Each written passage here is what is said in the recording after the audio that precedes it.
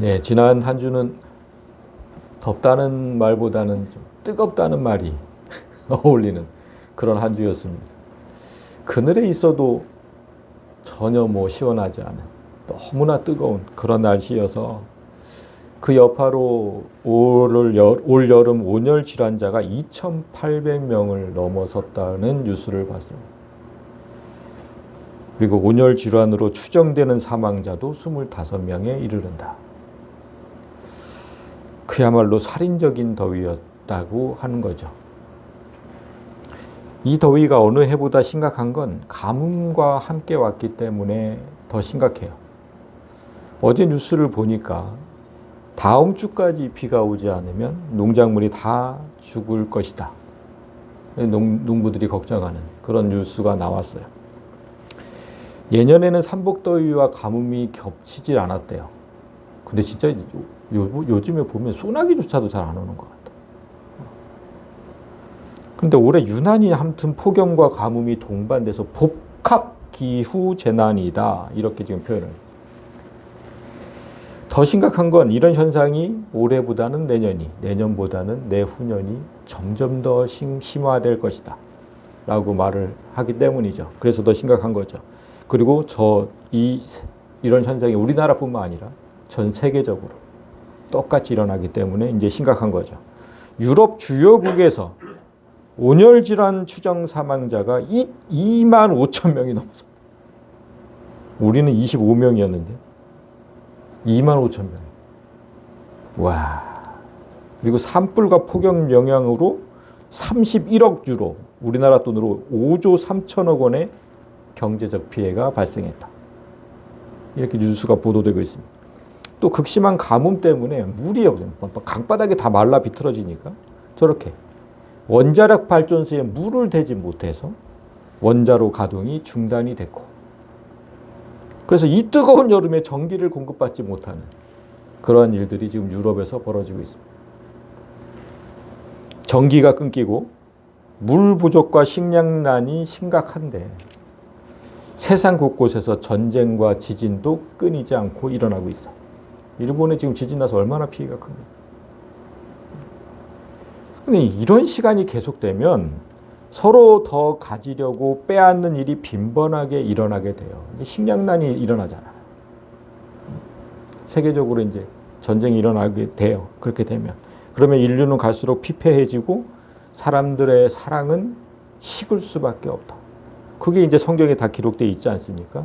마태복음 24장을 보면 민족이 민족을, 나라가 나라를 대적하여 전쟁이 일어나겠고 곳곳에 기근과 지진이 있으리니 그때 많은 사람이 실족하게 되어서 믿음으로 사는 사람들도 실족하게 돼서 서로 잡아주고 서로 미워하겠으며 불법의 성함으로 많은 사람의 사랑이 식어지리라.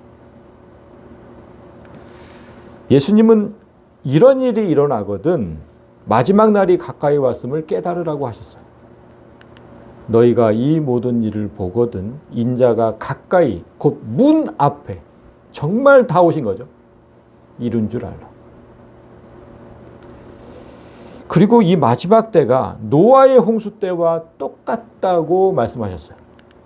홍수 전에 노아가 방주에 들어가던 날까지 사람들이 먹고 마시고 장가들고 시집가고 있으면서 홍수가 나서 그들을 다 멸하기까지 깨닫지 못하였으니 마지막 날 인자의 임함도 이와 같으리라. 노아의 홍수 때 세상 환락을 즐기다가 죽은 사람들처럼 이 시대의 사람들도 물질과 성욕을 탐하고 환락에 집착하다가 멸망하게 된다는 말씀이에요. 여기서 중요한 건 지금 여기 홍수 전에, 홍수가 나서 제가 색깔을 칠해놨잖아요.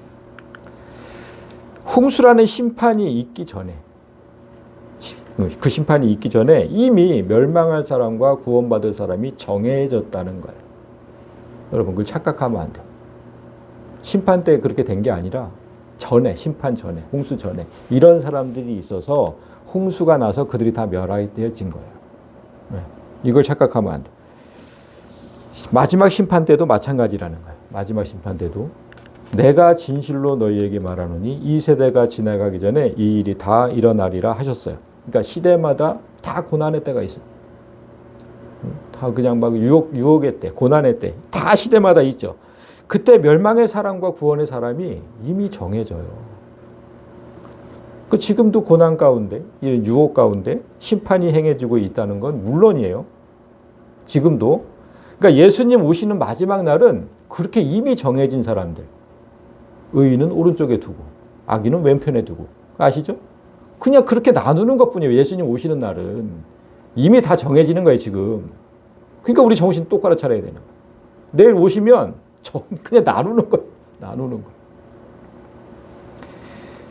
천지는 없어질지언정 내 말은 없어지지 아니하리라. 엄하게 말씀하셨어요. 분명히 그런 일이 일어날 것이다. 그러니까 말씀을 믿는 사람들이라면 우리 같은 사람들은 이 말씀을 좀 엄중히 듣고 이제 곧 다가오는 마지막 날을 좀 준비했으면 좋겠습니다. 오늘 본문은 지금으로부터 반만 년 전에 일어난 일이에요. 정말 까마득한 일, 5,000년 전에 일어난 일이에요. 그러니까 하나님이 처음으로 인류를 심판하실 때 일어난 일이죠. 그때의 세상은 물로 뒤덮였어요. 그런데 우리가 보게 될 마지막 심판은 물이 아니라 불로 덮이게 되는 걸 보게 될 거예요. 그게 이제 베드로후서 3장에 있죠. 그때 세상은, 노아 때 세상은 물이 넘침으로 멸망하였지만 이제 하늘과 땅은 그 동일한 말씀으로 불사르기 위하여 보호하신 바 되어 경건하지 아니한 사람들의 심판과 멸망의 날까지 보존하여 두신 것이다. 그러니까 지금 우리가 사는 이 세상은 내가 구원의 대상 알곡인지 멸망의 대상 쭉정이인지 구별하는 타작마당이라는 뜻이에요. 여러분 성경에 구약성경에 타작마당 가끔 나오죠. 그런 의미예요. 이게 도리깨질 하면 알곡과 쭉정이가 가려지잖아. 도리깨질. 이게 우리가 계속 받는 그 고난의 때, 시련의 때. 그때 잘 견디면 알고. 그런 목적으로 보존해 두신 것이다. 지금 타작마당이다. 타작마당. 이 뜨거운 여름 얼마나 뜨거웠습니까? 이 뜨거운 여름을 체험하면서 이제 곧 다가올 불로 행하질 그 심판을 좀 생각하고 각성했으면 좋겠어요. 이거보다 훨씬 더 뜨거워지네. 이제 다 불에 타서 없어진다 그랬잖아. 전 진짜 지난 한 주간 그 생각만 했어. 얼마나 도대체 뜨거워질까 앞으로 이 지구가. 그래서 우리가 첫 번째 심판에서 살아남은 노아에게서 오늘 좀 생존법을 배우려고 해요. 노아는 도대체 어떻게 살아남았나? 생존법. 그래서 오늘 본문전에 있는 그 심판전 상황부터 잠시 보고 가겠습니다. 6장 5절, 창세기 6장 5절을 보시면 여호와께서 사람의 죄악이 세상에 가득함과 마음으로 생각하는 모든 계획이 항상 악할 뿐임을 보셨다라고 기록했습니다.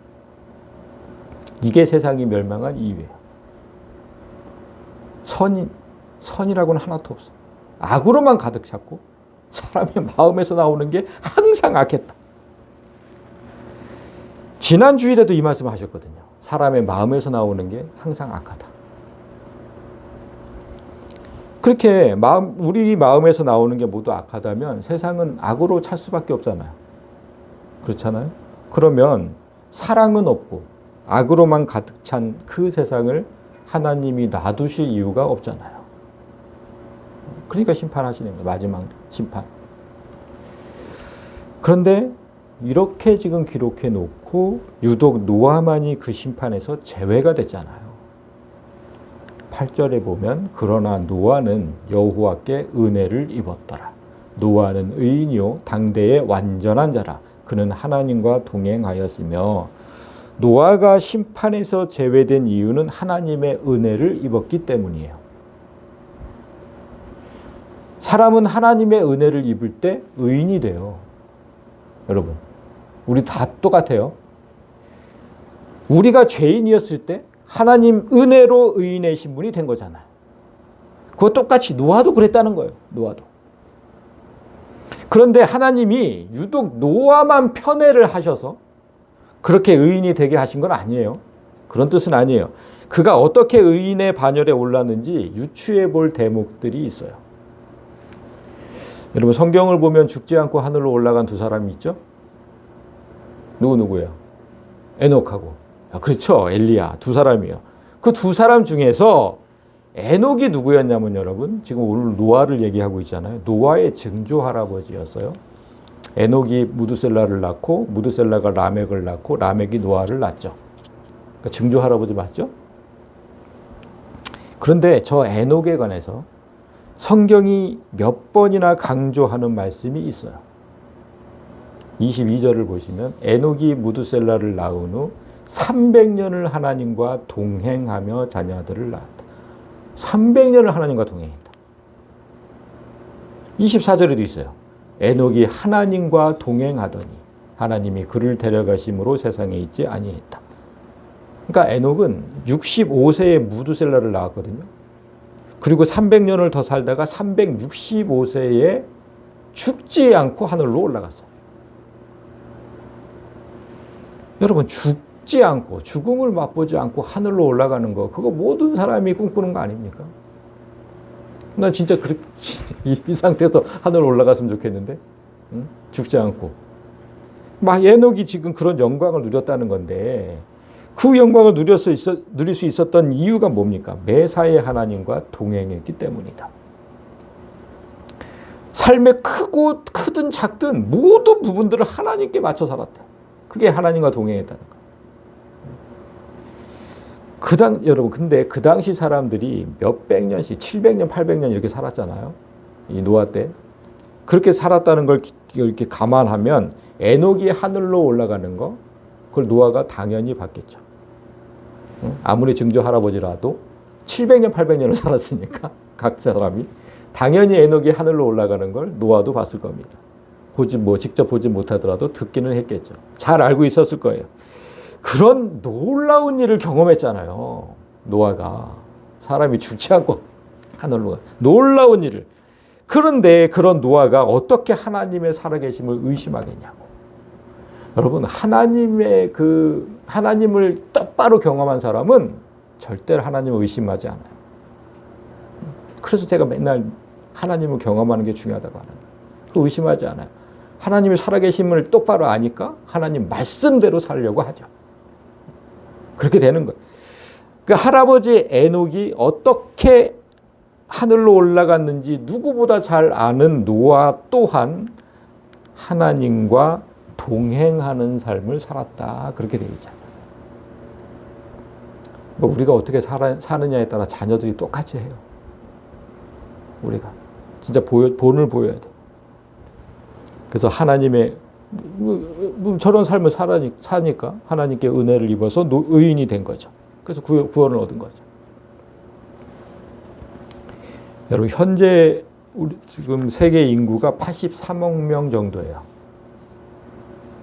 이 많은 사람 중에 하나님과 동행하며 의인이라는 칭호를 얻고 구원에 이르게 될 사람은 몇 명이나 될 것 같으세요? 83억 명 중에. 우리는 의인 중에 들어있을까요? 우리는 하나님과 동행하고 있나? 기독교의 본거지였던 유럽과 미국의 성도 수는 이제 거의 많이 감소했어요. 교회가 술집이 되는 판국이잖아요.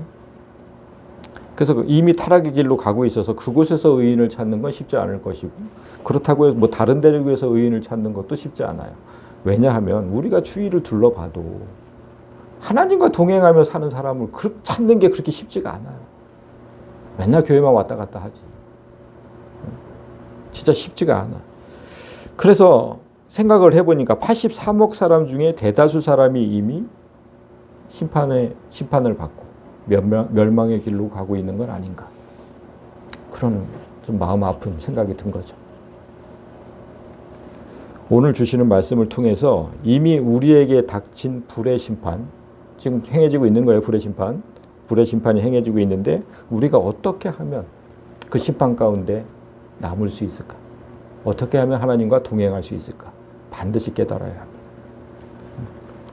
그래서 오늘 본문 1절을 보시면 하나님이 노아와 그와 함께 방주에 있는 모든 들짐승과 가축을 기억하사 하나님이 바람을 땅 위에 불게 하심에 물이 줄어들었다. 이렇게 돼.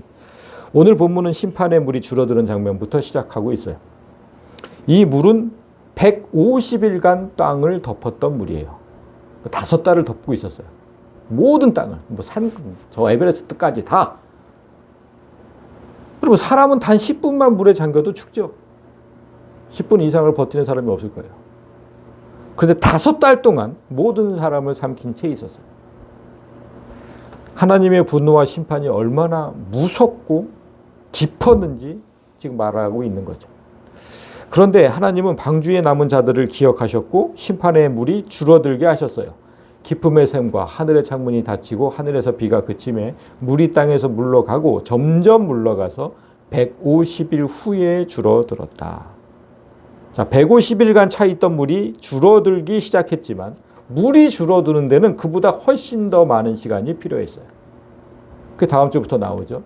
7째 달, 곧 그 달 11의 날에 방주가 아라랏산에 머물렀으며 물이 점점 줄어들어 10째 달, 곧 그 달 초 하룻날에 산들의 봉우리가 보였다.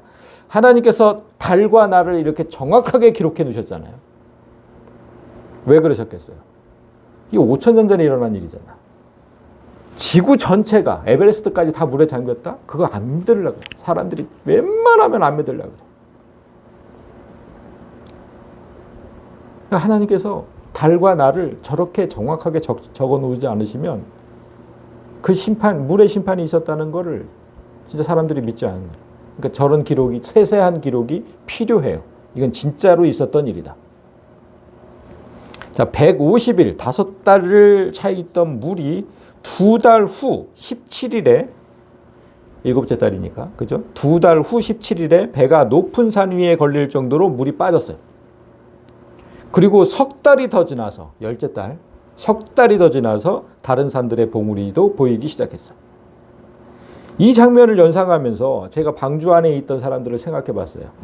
여러분, 지금 10달 가까이 세상에 물에 차 있잖아요. 10달. 그러면 어떻게, 그 배 안이 어떨까?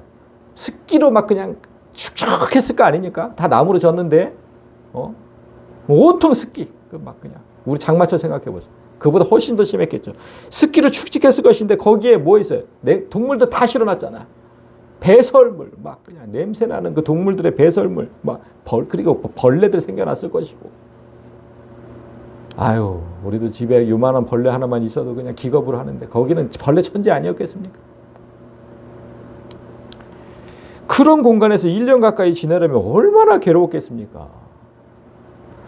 하루라도 빨리 배에서 내리기를 기다렸을 것이고 기다림의 시간은 더디기만 했겠죠. 그런데 그 시간이 아무리 괴롭고 답답한들 세상 모든 사람이 다 죽었는데 내 가족만 살았는데 어떻게 불만 불평을 하겠느냐. 그저 살아있는 것만으로도 감사한 거죠. 그렇게 생각하니까 우리가 교회라는 이 구원의 방주에 살면서도 불만 불평이 있다는 건 지금 수많은 사람이 지금 밖에서 저렇게 다 죽어가고 있는데 나와 내 가족만 살아있다는 사실, 그것이 감사하지 않는 거죠. 여러분, 지금 노아의 방주는 우리 지금 오늘날 교회를 뜻하는 거예요. 교회. 지금 여기 있는 게 너무나 감사한 거예요.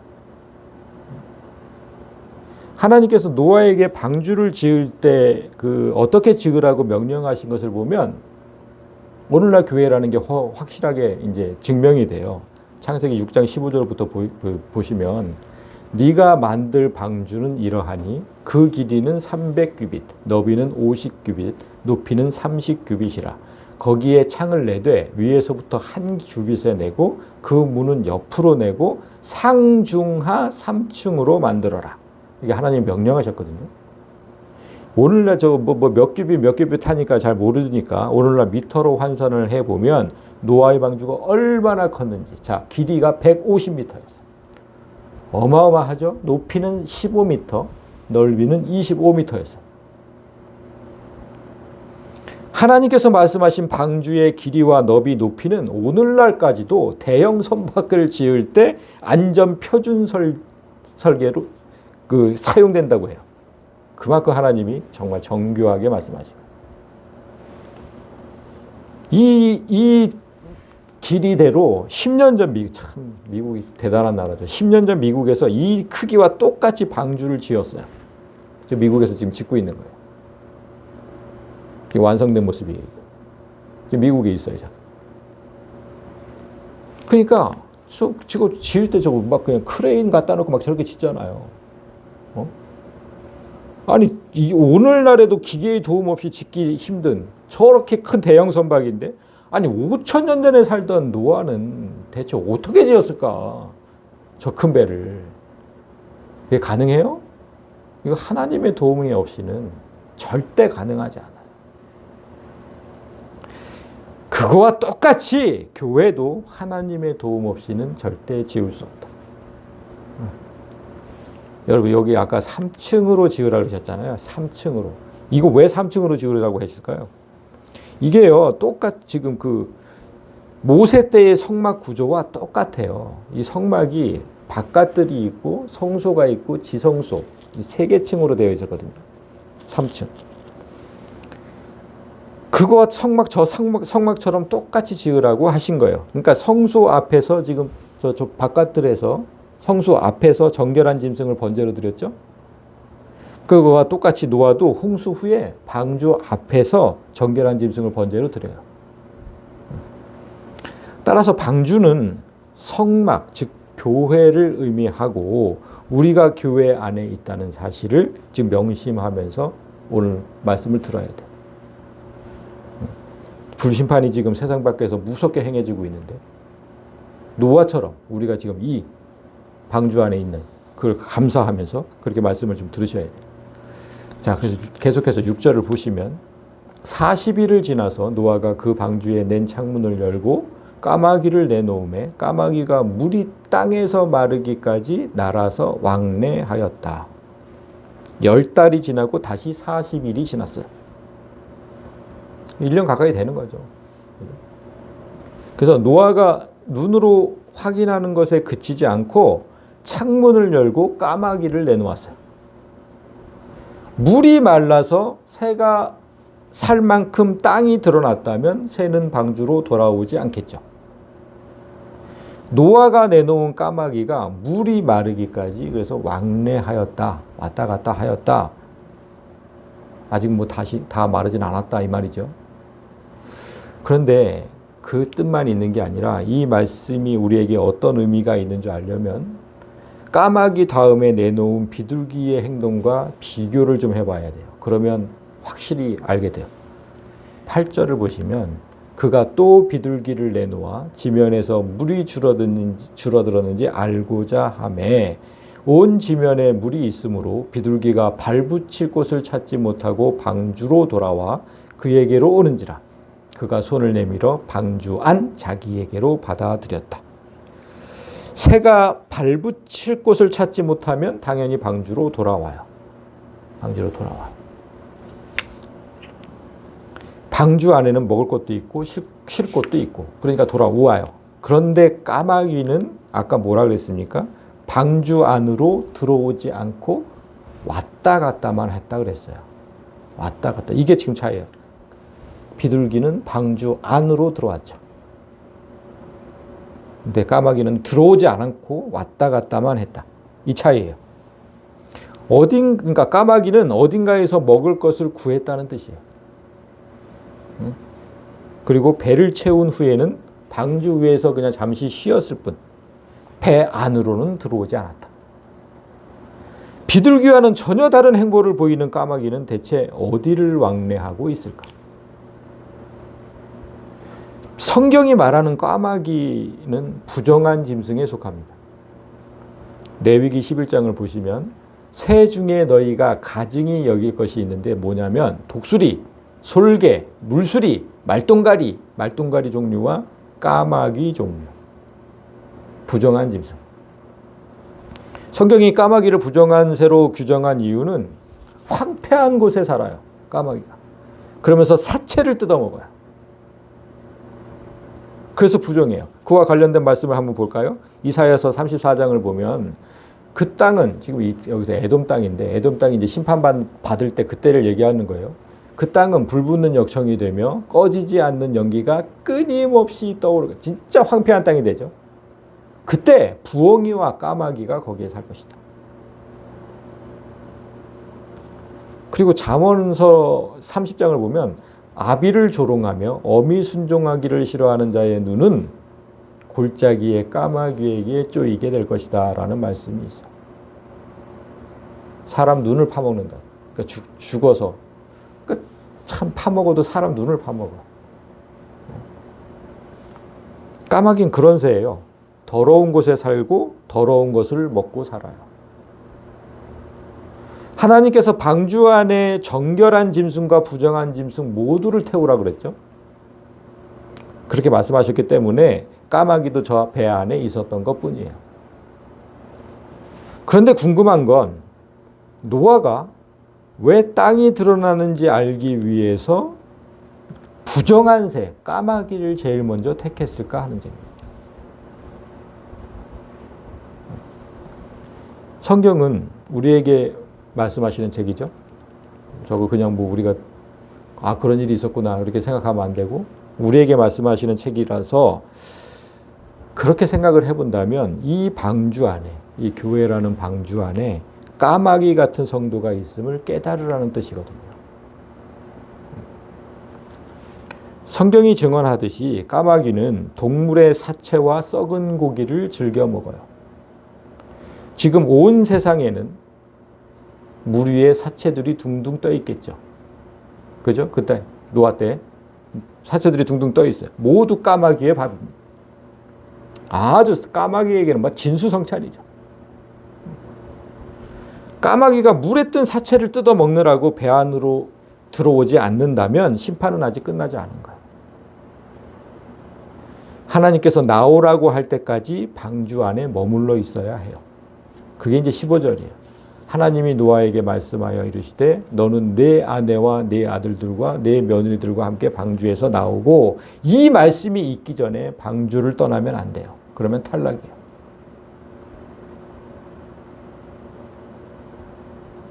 교회 안에 머물러 있어야 합니다. 까마귀는 방주 안에서 답답하게 살다가 세상으로 나가서 그냥 아주 신이 났어요. 아주 신이 났어 세상에는. 아우 내 세상이네 아주.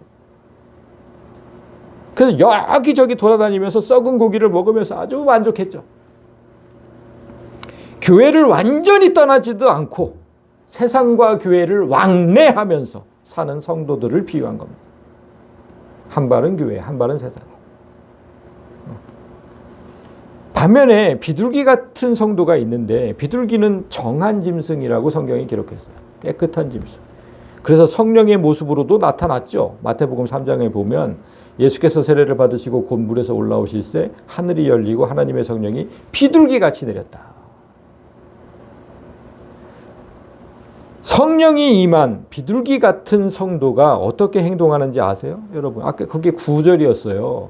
온 지면에 물이 있으므로 비둘기가 발붙일 곳을 찾지 못하고 방주로 돌아와 그에게로 오는지라 그가 손을 내밀어 방주한 자기에게로 받아들였다. 비둘기가 발붙일 곳을 찾지 못하고 다시 방주로 돌아왔다는 의미는 성령의 사람은 세상에 나가봤자 발붙일 곳이 없다는 뜻이에요. 진짜 그래요. 성령의 사람은. 그냥 빨리 오고 싶어. 세상에 나가봤자. 와 너무 복잡하고 너무 더럽고 넌 진짜 거기가 싫다니까 세상에. 나가면 그냥 힘들고 괴로울 뿐이에요. 그래서 다시 방주로 돌아오죠. 그러면 언제든 주인은 방주 안으로 받아들여요. 우리 하나님은. 그 비둘기 같은 성도가 방주 안에 있는 가족에게 어떤 일을 하는지 아세요? 그게 이제 10절에 있어요. 또 7일을 기다려 다시 비둘기를 방주에서 내놓음에 저녁 때 비둘기가 그에게로 돌아왔는데 그 입에 감람나무 새 잎사귀가 있는지라. 이에 노아가 땅에 물이 줄어든 줄을 알았다. 자, 저녁 때 돌아왔어요. 저녁 때 비둘기가. 그 무슨 뜻이겠습니까? 물이 줄어들어서 하루 종일 날아다녔다 그 뜻이. 중간중간에 쉴 때가 있었다 그 말이잖아요. 하지만 먹을 건 없어요. 비둘기에게 먹을 건. 비둘기는 썩은 고기를 먹지 않기 때문에. 이처럼 성령의 사람도 똑같습니다. 힘들고 고달픈 세상에 나가서 일해야 되잖아요. 우리 그렇게 살잖아요, 다. 그렇게 살지만 그곳에서 안식을 구하지 않고 방주로 돌아온다니까. 거기서 먹을 거 찾지 않고. 그때 그냥 돌아오는 것도 아니에요. 방주로 돌아오면서 희망의 메시지를 물고 들어와요. 감람나무 새 잎사귀. 비둘기가 가져온 저 감람나무 새 잎사귀. 그러니까 무슨 뜻이에요? 심판 그 물에 세상 지금 둥둥 떠 있는 그런 옛날 감람나무 그 이파리를 얘기한 게 아니잖아요. 심판에서 벗어난 나무에서 새로 돋아난 잎, 그 잎 얘기하는 거잖아. 감람나무 새 잎사귀. 감람나무는 주로 저지대에 분포하기 때문에 비둘기가 저 나무 잎사귀를 물고 왔다는 건 심판의 물이 아주 많이 감소했다는 뜻이죠. 이제 새 하늘 새 땅이 다시 열린 겁니다. 신천지, 새 하늘 새 땅 다시 열렸어요. 비둘기는 이 귀중한 소식을 방주 안 가족에게 전한 거예요. 이제 나와도 돼요. 새 하늘 새 땅이 열렸습니다. 그래서 12절을 보면 또 7일을 기다려 비둘기를 내놓음에 다시는 그에게로 돌아오지 아니하였다. 이렇게 이제 오늘 본문이 끝나는데 이 구절을 보면서 성도가 교회를 완전히 떠났다. 그렇게 해석하면 안 돼요. 비둘기가 다시 돌아왔을 때는 물이 완전히 빠지지 않아 습하고 지저분한 상태였기 때문이지만 지금은 다시 돌아올 필요가 없죠. 온 세상이 깨끗해졌기 때문에. 이젠 방주 안에 가족이 밖으로 나와야 할 때예요. 새 하늘과 새 땅으로 나오라는 메시지를 비둘기는 완벽하게 전한 겁니다. 자, 오늘 방주 안에 있었던 두 종류의 새를 기억하세요.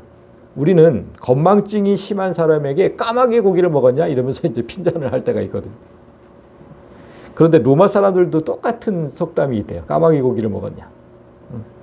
건망증의 상징. 그렇게 얘기를 한대요. 오늘 노아의 방주에 있던 까마귀는 방주에서 나간 후에는 금방 방주를 잊어버리고 짐승의 썩은 고기를 찾아다녔어요. 하나님의 은혜를 금방 다 잊고 다시 세상으로 나가서 세상의 썩은 것들을 구하는 그런 교인들을 상징해요. 어떻게 이렇게 빨리 잊는지 몰라요. 하나님의 은혜.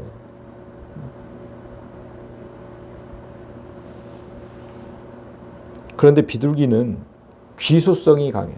다시 집으로 돌아오는 귀소성이 강해서 옛날부터 이제 그 통신수단으로 썼던 그 기억 아세요? 그 전서구라고 해요. 전서구. 저렇게 발에 편지를 달아서 보내고 다시 돌아오고. 이 비둘기 귀소성이 강해서 저렇게 사용을 했죠. 예레미야 선지자는 저 돌아오지 않는 그 하나님께로 돌아오지 않는 성도를 저 전서구에 비교를 했어요. 예레미야 8장에 보면 있는데요. 공중의 학은 그 정한 시기를 알고 산비둘기와 제비와 두루미는 그들이 돌아올 때를 지키거늘 내 백성은 여호와의 규례를 알지 못한다. 그러니까 내 백성은 한번 떠나서 세상으로 갔는데 돌아오지 않는다. 비둘기처럼 이렇게 돌아오지 않는다. 그런 말씀이에요. 여러분, 때로 하나님을 떠나서 세상에 빠질 수 있어요. 때로는. 뭐 누구든 한 번쯤은 그럴 수 있어요. 그런데 갔다가 돌아오지 않고 계속해서 세상에서 살면 저 비둘기만도 못한 거예요. 이제 갔다가 돌아오지 않으면 비둘기만도 못한 놈이라고 얘기할 거예요. 그러니까 지금 내가 까마귀처럼 세상과 교회를 그냥 왔다 갔다 그렇게 왕래하면서 살고 있는지, 비둘기처럼 세상에 발붙이지 않고 오히려 그곳에서 새 생명을 물고 교회로 오는지, 그걸 좀 살펴보시기 바라요. 우리가 한 가지 더 살펴볼 거는 방주라고 번역된 단어입니다. 떼바라는 단어가 사용됐는데 그건 뭐 배라는 뜻도 아니고 방주라는 뜻도 아니에요. 그냥 상자라는 뜻이에요. 그러면 아기 모세를 담았던 갈대 상자 있죠? 똑같은 단어가 쓰였어요. 그냥 상자예요, 상자. 노아 때는 지금과 같은 배가 당연히 없었겠죠. 5,000년 전에 무슨 배가 있어요. 그러니까 노아의 방주는 그냥 네모나게 만들었을 거예요. 이렇게 네모나게. 그래서 상자라고 불렀던 거예요. 모양이 네모라는 건 무슨 뜻이에요? 단지 물에 떠 있기만 하라는 거지 앞으로 나가라는 의미가 아니에요. 떠 있으면 된다. 그래서 노아의 방주에는 노도 없었고 돛대도 없었고 방주의 선장은 노아가 아니라 하나님이셨어요. 모양이 네모라 그러니까 우리 교회 선장도 당연히 하나님이시죠. 이 교회에도 우리가 이 교회를 움직일 만한 장치는 아무것도 없어요. 이 교회도. 우리는 말씀에 따라 방주를 만들었고 이 방주 안에 머물다가 하나님이 나오라고 할 때 나가면 돼요. 그런데 노아가 한량없이 기다리기만 한 건 아니잖아요. 비둘기를 띄워서 세상을 살폈듯이 우리도 세상을 두루 살피는 성령의 비둘기를 띄워야 돼요. 방주 안에 있던 비둘기가 감람나무 잎을 몰고 왔다는 건 아주 특별한 의미가 있어요. 참 이거를 연구하다가 스가랴서 4장에 나오는 스가랴의 환상과 이게 연결이 되는 걸 보고 제가 이제 깜짝 놀랐는데 스가랴가 본 환상을 한번 제가 보여드릴게요. 스가랴가 본 환상이 저 감람나무 두 그루가 저렇게 서 있는데 그 사이에 7 촛대가 놓여 있어요. 그런데 특이한 건 뭐냐면 이 감람나무에서 나오는 기름이 지금 채워지고 있죠? 기름으로 불이 타고 있다는 거예요. 이게 특이한 거예요. 스가랴가 본 환상이. 감람나무는 오늘날 우리나라 말로 올리브나무. 그러니까 오늘날에도 우리가 올리브 기름 쓰잖아요. 그거예요. 지금 그 기름, 올리브 기름. 이 기름이 흘러나와서 계속 불이 타고 있어요. 스가랴가 하나님께 물어요. 하나님 이 환상의 뜻이 뭡니까? 뭘 의미하는 겁니까? 이렇게 물어요. 그러니까 하나님께서 말씀하시기를 이거 지금 스룹바벨을 향한 말씀이야. 그게 6절입니다. 여호와께서 스룹바벨에게 하신 말씀이 이러하니라. 만군의 여호와께서 말씀하시되 이는 힘으로 되지 아니하며 능력으로 되지 아니하고 오직 나의 영으로 성령으로만 된다. 그러니까 스룹바벨이 누굽니까? 이스라엘의 포로에서 돌아왔을 때 성전을 짓던 책임자잖아요. 오늘날 교회를 짓던 책임자. 그 책임자. 그런데 성전 건축을 방해하는 자들이 있었죠. 그 성전 건축은 그래서 더디기만 했어요. 얼마나 방해를 하는지. 성장을 안 해, 성장을. 교회가 성장을 안 해. 그때 하나님께서 스가랴에게 보이신 환상이에요, 이게. 교회를 바로 세우는 일은 네 힘과 능력으로 되지 않는다. 오직 성령의 힘으로만 된다. 얼마나 제가 위로를 얻었는지 몰라요.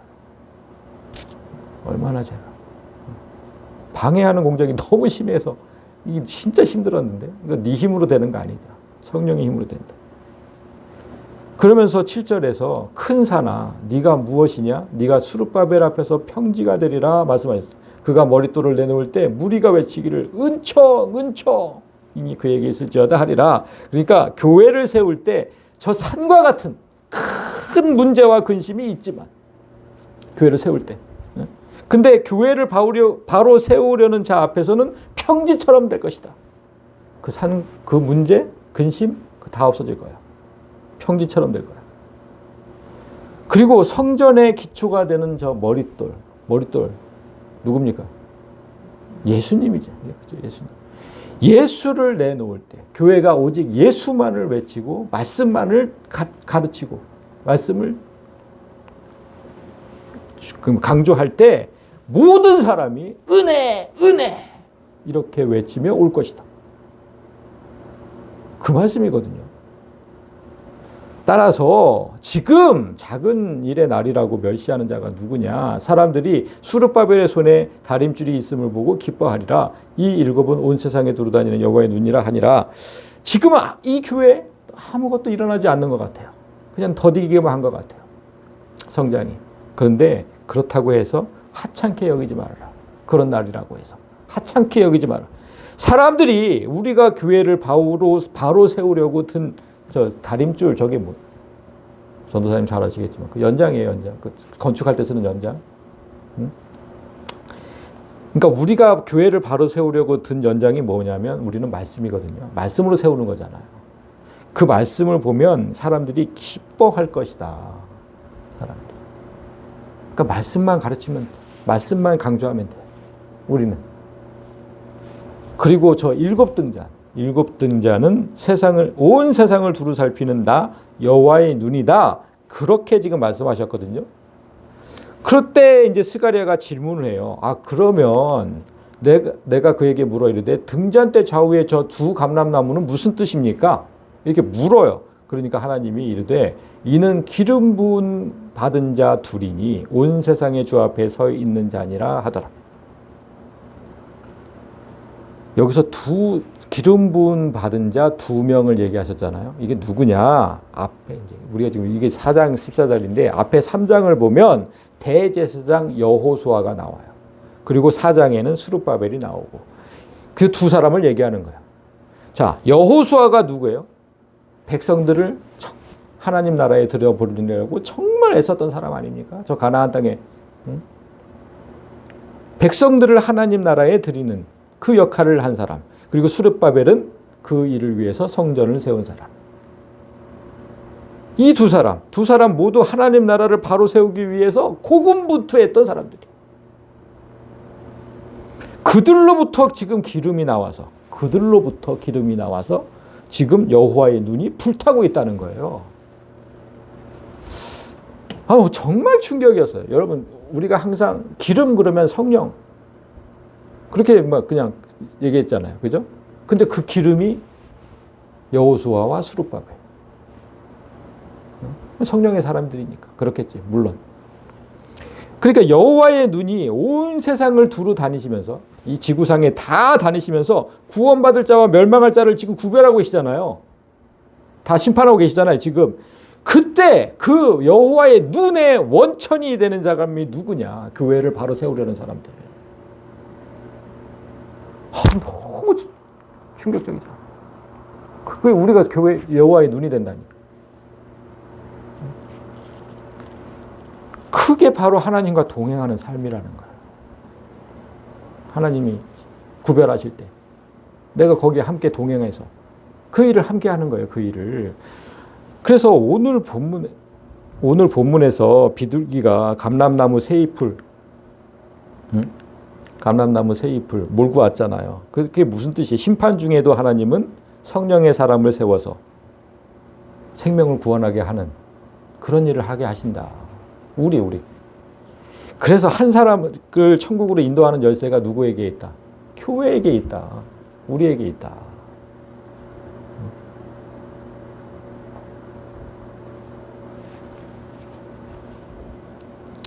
교회를 바로 세우려고, 진짜 바르게 말씀으로 바르게 세우려고 그렇게 하나님과 동행하는 이에게 천국 열쇠가 주어졌어요.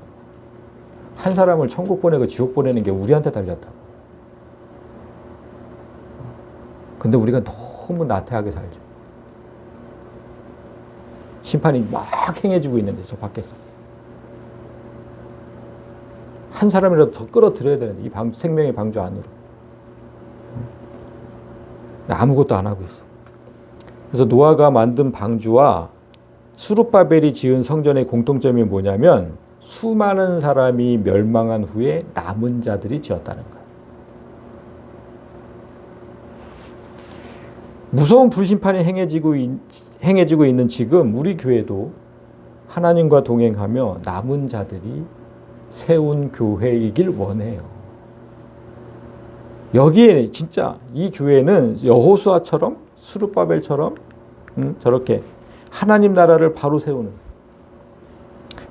그런 일이 가장 먼저인 사람만 이 교회에 있기를 원해요. 세상 뭐 그냥 나가서 세상 일에 몰두하는 게 아니라 어떻게 하면 내가 하나님 나라를 바로 세울까? 그 일이 최선인 사람, 최고인 사람. 그런 사람들. 저 두 나무. 저거 기억하세요. 저 그림. 아, 내가 내 안에서 성령의 기름이 나와서 하나님의 눈이 찾아야 되는 거구나. 하나님의 눈으로 찾아야 되는 거구나. 자, 바라기는 세상의 불심판이 지금도 지구 곳곳에서 행해지고 있다는 사실을 잊지 말고 세상을 두루 살피는 하나님의 눈이 되길 원합니다. 한 사람이라도 더 남겨진 자들을 찾아야 해요. 그래서 심판이 멈추고 새 하늘과 새 땅이 열리는 그날까지 남겨진 자의 역할을 충실하게 해내는 우리 지안의 모든 가족이 되시기를 주님의 이름으로 간절히 소망합니다.